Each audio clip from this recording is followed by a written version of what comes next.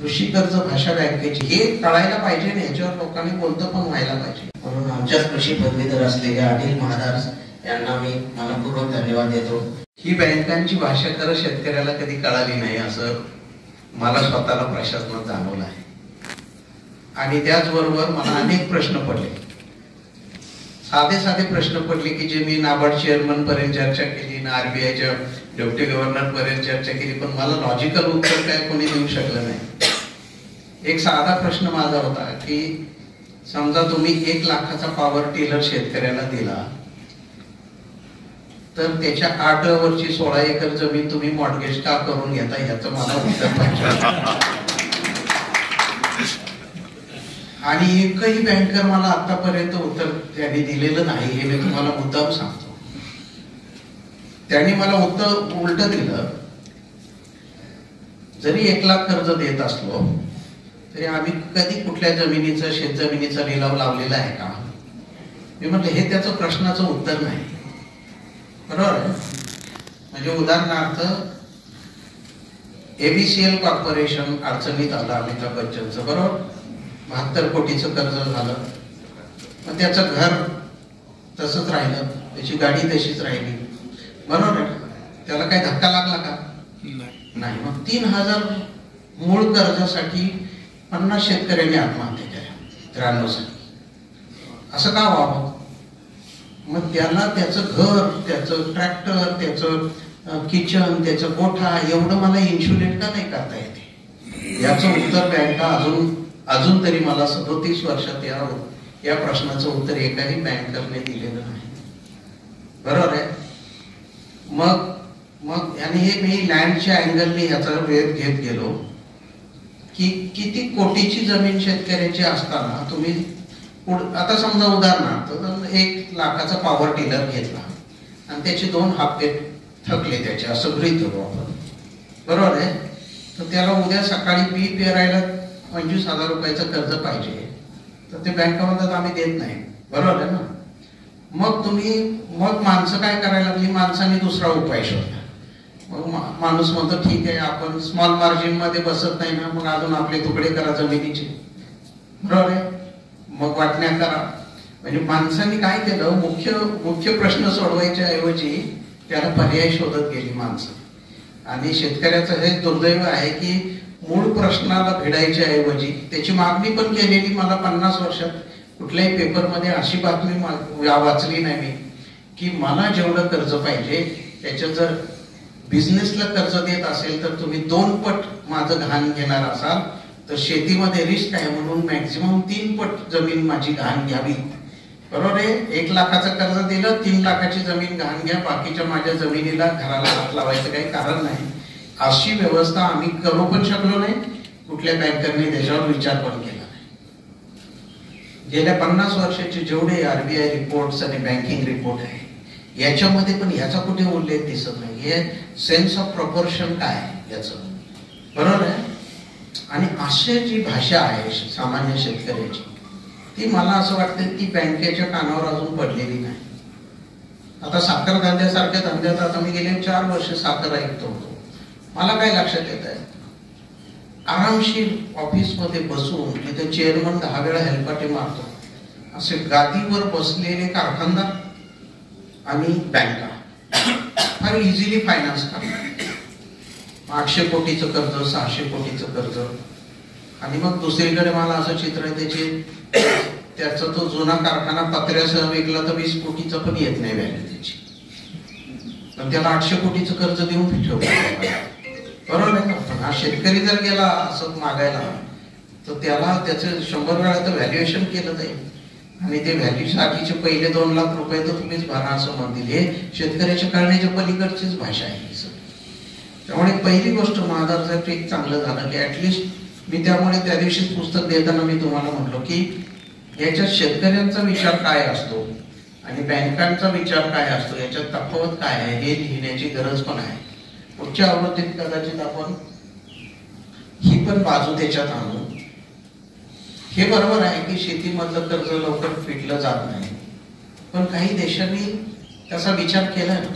Israel सारखा देश म्हणतो तुम्ही जर एक तर फ्लड इरिगेशन नाही, बरोबर आहे. फ्रूट क्रॉप लावलं, ॲव्होकाडो नावाचं फ्रूटचे क्रॉप लावलं, त्याला जर 4 वर्षांनी फळं येणार असेल तर ते पहिले 4 वर्ष बँकेचा व्याज 0 आहे. केलं ना एका देशात, ते म्हणतात तोपर्यंत त्याच्याकडे उत्पन्नच काही येणार नाही. माझं जर मी 8 साली ऊस लावला ना 18 महिन्यांनीच कारखान्याला जाणार आहे, तर 18 महिने मॉरेटोरियम टाका ना, काय फरक पडतो? काय फरक नाही पडत. फरक कोणाला पडतोय? बँकांना पडतो. बँका काय म्हणतात, आमचं कॉस्ट ऑफ कॅपिटल एवढं आहे, बरोबर आहे. आमच्या हेच पैसे आम्ही जर कारला लोन म्हणून दिले असते तर आम्हाला मधल्या काळात एवढे पैसे मिळाले असते.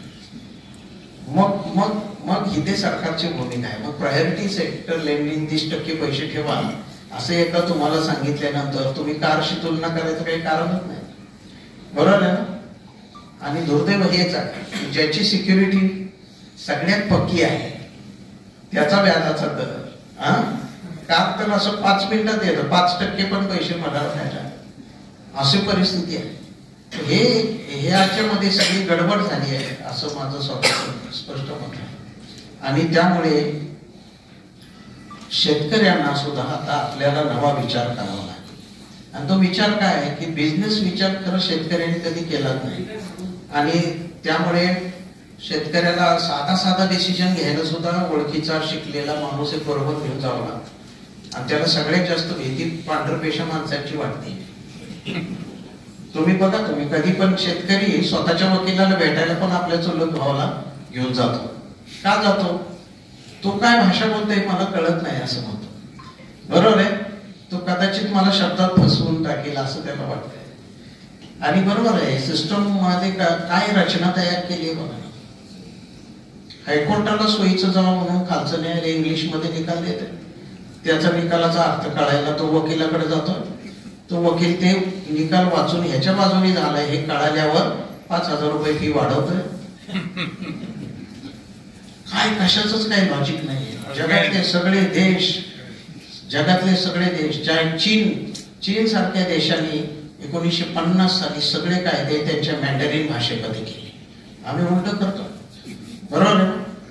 आपण म्हणजे माझं म्हणणं काय की फंडामेंटली काहीतरी गडबड आहे.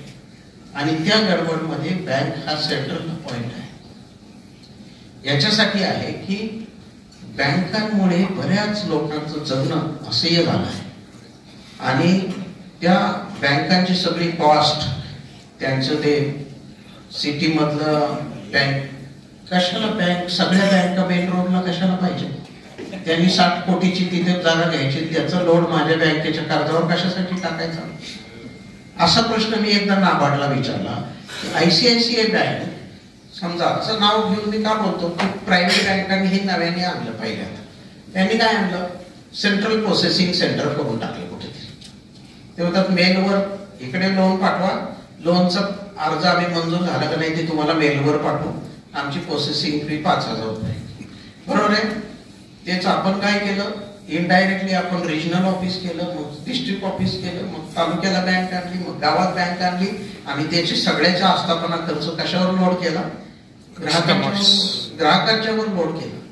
जर एखादं पीक कर्ज मंजूर पाईपलाईन साठीचे टर्म लोन सँक्शन करायचं आहे आणि त्याला जर प्रोसेसिंग फी 2 लाख रुपये लागत असेल तर प्रोसेसिंग फी म्हणजे काय हे शेतकऱ्याला कळायला अजून 50-100 वर्ष लागतात.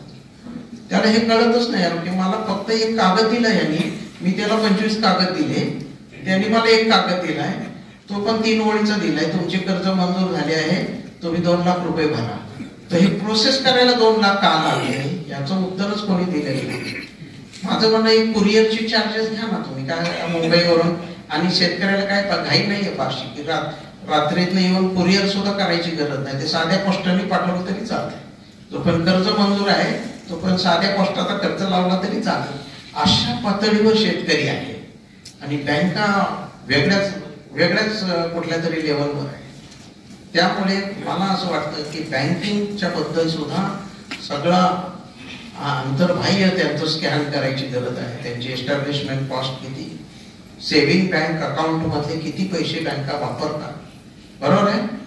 3% हे पैसे वापरतात, 12% कर्ज देतात. तर एवढा गॅप असू शकतो काय? 34 रुपयाला दूध घेऊन 70 रुपयाला विकणाऱ्यांना जसे आपण नावं ठेवतो तीच गोष्ट बँकांना का लागू नाही?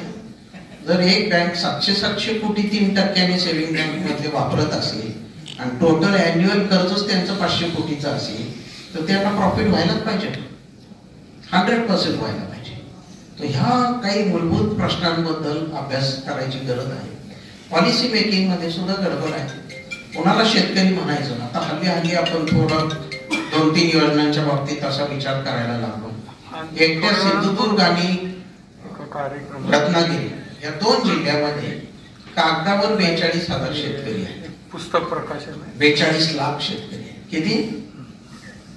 म्हणजे जे 2.25 कोटी शेतकरी महाराष्ट्रात आहेत त्यातले 42 लाख शेतकरी या 2 जिल्ह्यात आहेत. आणि ते कसे आहेत? 8 गुंठ्याची वाडी आणि 47 नावं, ती त्याची जमीन. बरोबर आहे? म्हणजे ज्याला आपण म्हणतो पहिल्याच 1 तास कोट फिरून सुद्धा होणार नाही एवढी सुद्धा जमीन त्याच्या नावची येत नाही. त्या 47 जणांपैकी 46 जण मुंबईत राहतात, 1 जण गावी राहतो. ते 46 लोक ते एकाला सही देत नाहीत आणि ते 1 जण त्या 46 ला जो मानत नाही. असं फार गमतीशीरच आहे. म्हणजे फार गमतीशीर आहे. मी तर लँडच्या दृष्टीने आता एवढा वेध घेत आलो गेले 35 वर्ष की काय चालू आहे नक्की. विधिमंडळातला आपला एक सिक्युरिटी गार्ड आहे, तो एक दिवस मला असं हे 7-12चं भाषण ऐकून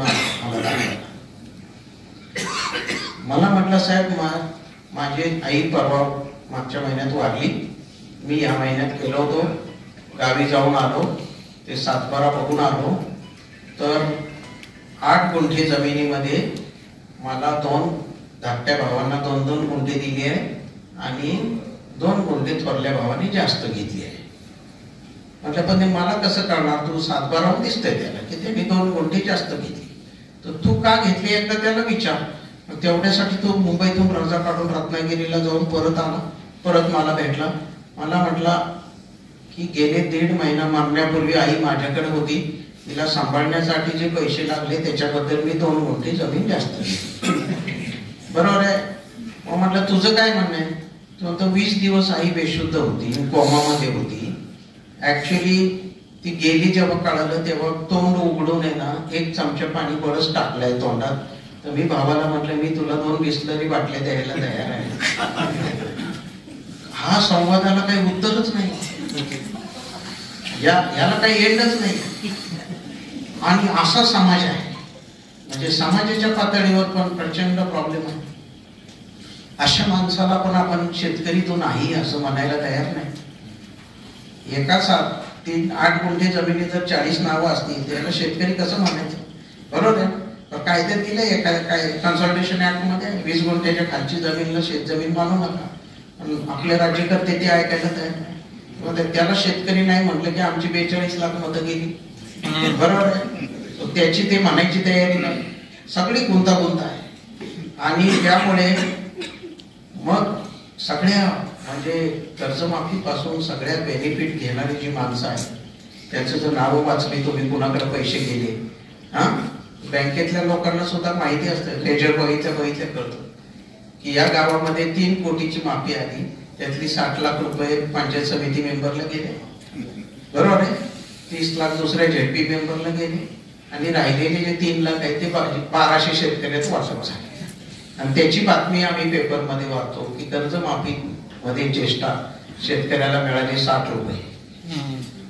आंब्याचं नुकसान झालं, मोहर गळाला, त्याच्याबद्दल सरकारने दिलेल्या 42 रुपये.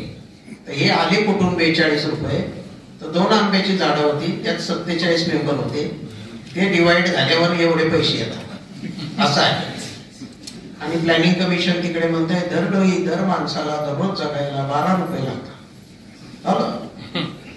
बाहेर चहा प्यायला गेलं की 25 रुपयाच्या खाली चहा मिळत नाही टपरी, असं आहे. तर आपण रियालिटीला कधीतरी चेक जाऊन त्याला तिथे जाऊन भेटण्याची तयारी आता तरी समाज मनाने करायला पाहिजे असं माझं स्पष्ट मत आहे. आणि ते करायचं असेल तर लोकांनी लिहितं व्हायला पाहिजे.